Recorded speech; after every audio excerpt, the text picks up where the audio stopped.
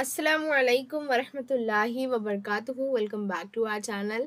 And if you are new, welcome to my channel. और अगर आपने अब तक चैनल को सब्सक्राइब नहीं किया है तो जल्दी से सब्सक्राइब कर लीजिए एंड प्लेलिस्ट सेक्शन में जाकर अपने क्लास और सब्जेक्ट की प्लेलिस्ट ज़रूर चेक करिएगा। आज की वीडियो में हम देखने वाले हैं क्लास 10th का जो 4th चैप्टर है सियाह रोशनी, उसके क्वेश्चन आंसर देखेंगे और साथ ही साथ जो है क्वेश्चन आंसर्स को करते हुए जो है हम कहीं ना कहीं इसका एक्सप्लेनेशन भी समझ लेंगे। चैप्टर जो है एक सफ़रनामा है और इस सफ़रनामे में जो है जुनूबी अफ्रीका यानी साउथ अफ्रीका के जो है एक शहर जोहान्सबर्ग के सफ़र के बारे में लिखा गया है और कैसे जो है अफ्रीका की ज़िंदगी है और किस कदर जो है वहाँ पर गरीबी छाई हुई है और जो काले गोरे का फ़र्क है या काले गोरे की जो इम्तियाज़ है और उस पर बेस जो जुल्म सितम किए जाते हैं वहाँ के लोग के उन सारी चीज़ों के बारे में जो उसमें बताया गया, उसमें जिक्र किया गया है। क्वेश्चन आंसर देखते हैं। सबसे पहले जो है मश्की सरगर्मी में आपको वेब खाका दिया गया है जो कि आपको मुसन्निफ़ा और इस जो है सबक के बारे में भरना है। तो सियाह रोशनी जो है इसकी मुसन्निफ़ा परवीन शेर है और शौहर जो है उनका इस जो है सफ़र में जिक्र आया तो उनके शौहर का नाम है वारिस और फराज जो है वो उनका बेटा है। अब सिन्फ़ अदब की बात करें, सिन्फ़ यानी किस्म, तो अदब की एक किस्म है सफ़रनामा जिसमें आप जब भी कोई सफ़र करते हैं और उसके बारे में तहरीर करते हैं तो उसे सफ़रनामा कहते हैं। तो सियाह रोशनी जो है वो जोहान्सबर्ग के सफ़र की जो है दास्तान है, तो ये होगा एक सफ़रनामा। मुल्क जो है जुनूबी अफ्रीका गए थे ये लोग और वहाँ का शहर है जोहान्सबर्ग। नेक्स्ट क्वेश्चन है वाकयात सही तरतीब में लिखिए। आपको कुछ इवेंट्स दिए गए हैं जो कि सफ़र में पेश आए और उसको जो है आगे पीछे रखा गया था, उसको आपको सही से लिखना है। तो पहला था कि जो है तैयारा अपने आहनी परों को फैलाए ज़मीन के सपाट सीने पर आहिस्ता आहिस्ता चल रहा था, यानी पहले जो है प्लेन का टेक ऑफ हुआ। उसके बाद नेक्स्ट जो इवेंट आएगा वो है वैन जोहान्सबर्ग की सड़कों पर दौड़ रही थी होटल वंडर्स की तरफ, जब वो लोग एयरपोर्ट से होटल की तरफ जा रहे थे। उसके बाद वैन का ड्राइवर योपा था, उसने वैन स्वीटो के एक मफलूकुल हाल इलाके में रोक दी थी जब वो लोग जो है घूमने निकले थे, उस वक्त की बात है ये। और नंगे पाँव और फटे पुराने कपड़े में मासूम बच्चे भी सियाहों के पीछे पीछे चल रहे थे, वहीं की जो है बात है ये। और तमाम सियाह बेनियाजी से इस घर के रहने वालों की कठिन जिंदगी को तफरीही नज़रों से देखकर बाहर निकल गए। जब जो है वो लोग एक गरीब खस्ता हाल घर में जो है देखने के लिए गए थे तो उस वक्त का ये जिक्र है। और आखिरी में जब फराज बच्चों से बात कर रहा था तो तकरीबन 20 बच्चों का झुंड सियाहों के साथ साथ चल रहा था। नेक्स्ट क्वेश्चन है खतकशीदा अल्फाज की जगह सबक में आए हुए अल्फाज इस्तेमाल करके जुमले दोबारा लिखिए। यानी आपको एक सेंटेंस दिया हुआ है, उसमें एक चीज़ अंडरलाइन है, उस वर्ड के लिए सबक में क्या वर्ड आया है वो जो आपको लिखना है। पहला है दिल की अजीब हालत थी जिसका कोई नाम न था, तो हालत अंडरलाइन है। सबक में ये जुमला जो है इस तरीके से है कि दिल की अजीब कैफियत थी जिसका कोई नाम न था, तो आप जो है हालत को बदलकर कैफियत लिख देंगे। परवीन ख्यालात के समुंदर में डुबकियां लगा रही थी। परवीन के ख्यालात समुंदर में डुबकियां लगा रहे थे, परवीन के ख्यालात समुंदर में गोते लगा रहे थे। एक दुबला पतला सा आदमी एक झंडा लहराता नजर आया, तो दुबले पतले के लिए लफ्ज इस्तेमाल हुआ है मुनहनी सा, यानी मुनहनी असल में कहते हैं बारीक को, एकदम पतला सा, तो वो जो है कहा गया एक मुनहनी सा आदमी जो है झंडा लहराता नजर आया।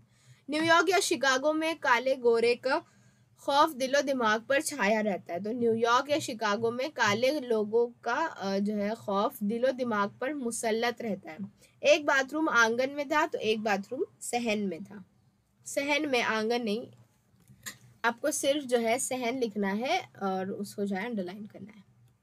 नेक्स्ट यहाँ पर आपको एक वेब दिया है। आज ज़मीन के उस हिस्से पर कदम रखने जा रही हूँ जिसे डैश में देखा था। इन तस्वीरों में जब प्लेन टेक ऑफ कर लेता है और उसके बाद वाले पैराग्राफ में जब जो है परवीन अपने आप से बात कर रही है उसमें जो है इन चीज़ों का जिक्र है। तस्वीरों में देखा था, सच्ची कहानियाँ किताबों में पढ़ी थी, इबरतनाक माजी था, इंसानियत मुँह छुपाए सिसक रही थी और बर्बरियत यानी जुल्म सितम मुस्कुरा रही थी। उसके बाद आपको कुछ वाहिद जमा दिए, यानी कुछ जो है अल्फाज वाहिद है उसकी जमा लिखनी है और कुछ जमा है उनकी वाहिद लिखनी है। तो पहली जमा दी हुई थी कैफियत, उसकी वाहिद होगी कैफियत। फिर जो है एक वाहिद जो है आपको एक और वाहिद मतलब जमा दिया हुआ ख्यालात, उसका जो है वाहिद लिखना है ख्याल। शख्सियत दी गई है वाहिद, उसका जमा आएगी शख्सियात। जवाब का जवाबात, मकान का मकानात और हिसाब का एहसाब, ये जो है वाहिद जमा होगी। सवाल दिए हुए हैं, अब ये जो है पैसेज में से देखकर आप लिख सकते हैं। तैयारे के यानी प्लेन के उड़ान भरने और फिजा से जमीन के मंजर को अपने अल्फाज में लिखिए। तैयारा अपनी आहनी परों को फैलाए जमीन के सपाट सीने पर आहिस्ता आहिस्ता चल रहा था। रफ्ता रफ्ता उसकी रफ्तार तेज हो रही थी। फिर दूर तक फैले हुए रनवे से एक लंबी जस्त लगाकर वो फिजाओं में परवास करने लगा, ऊपर और ऊपर। जमीन दूर होती जा रही थी और छोटी भी। परवीन अपने सीट पर सर टिकाए हुए इतनी बड़ी जमीन को इतनी छोटी होते हुए देख रही थी। तैयारा बादलों का नर्म सीना चीरता हुआ बुलंद होता जा रहा था और बादलों के समुंदर में डूबकर जमीन लापता हो गई थी, जिससे दूर ये एक नया जहान था। तो ये जो है जब प्लेन टेक ऑफ करके उड़ चुका था उस वक्त का मंजर था। फिर जो है तैयारा नीचे उतरते वक्त जमीन के मंजर में जो तब्दीलियां महसूस हुई उन्हें तहरीर कीजिए। तो ये भी आपकी किताब में है। तैयारा नीचे उतर रहा था, जमीन करीब आ रही थी। लकीरों पर रेंगती चींटियां बड़ी बड़ी गाड़ियां बन रही थी, छोटी छोटी डिब्बी आलीशान इमारतों में तब्दील हो रही थी और जमीन का सीना फैलता जा रहा था और परवीन के दिल की धड़कनें तेज होती जा रही थी। तैयारे ने जमीन को छू लिया था और सुबह का सूरज अपनी नर्म सुनहरी किरणों की चादर जोहानिसबर्ग पर फैलाए हुए था। ये जो है दोनों भी तैयारे के उड़ने और नीचे उतरने का मंजर था। उसके बाद है जुमला लोग तोलमोल कर रहे थे। इसमें जो मोल तोल है ये खत कशीदा लफ्ज जो है ये भाव ताव के लिए इस्तेमाल होता है।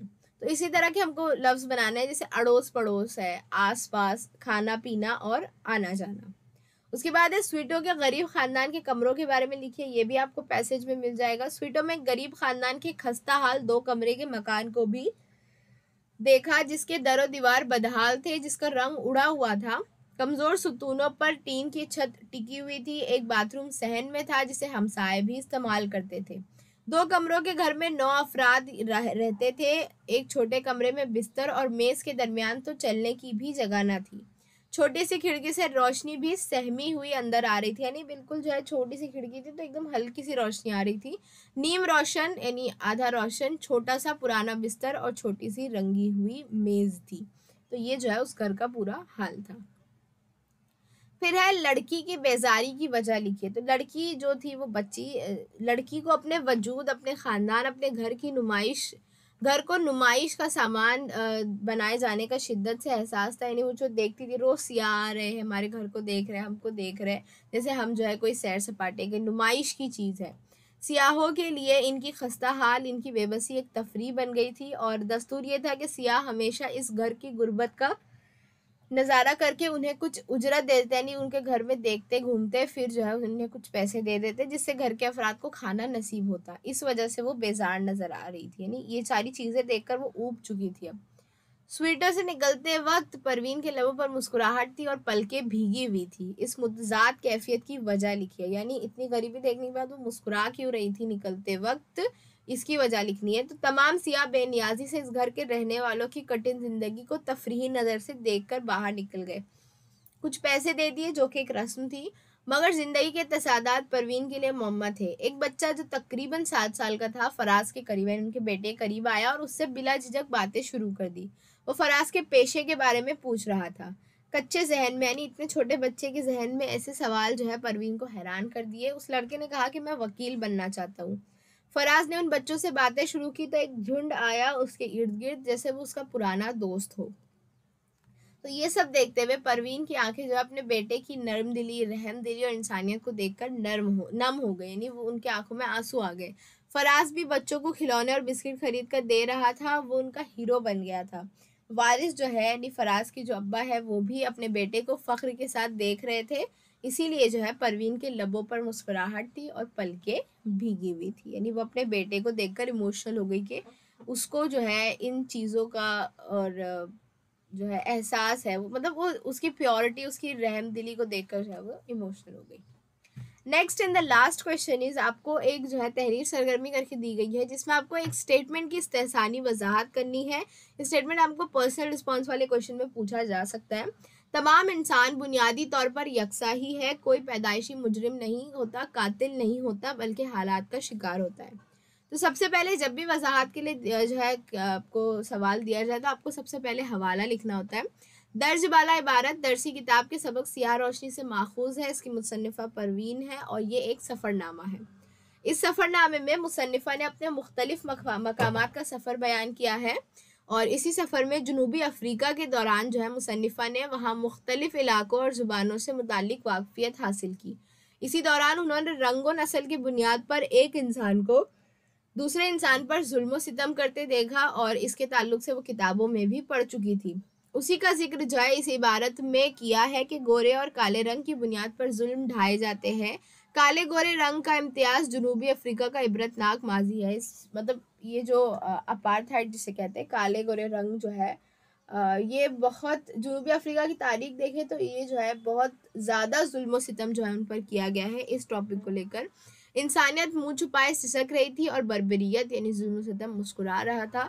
लोग इस इलाके में जाने से डरते थे जहाँ कालों की अक्सरियत होती।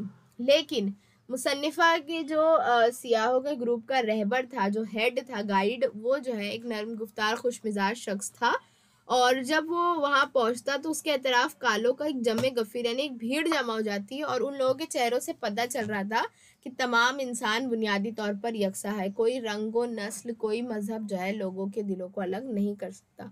कोई पैदाइशी मुजरिम नहीं होता, कातिल नहीं होता, बल्कि हर इंसान जो है हालात से मजबूर होता है, हालात का शिकार होता है।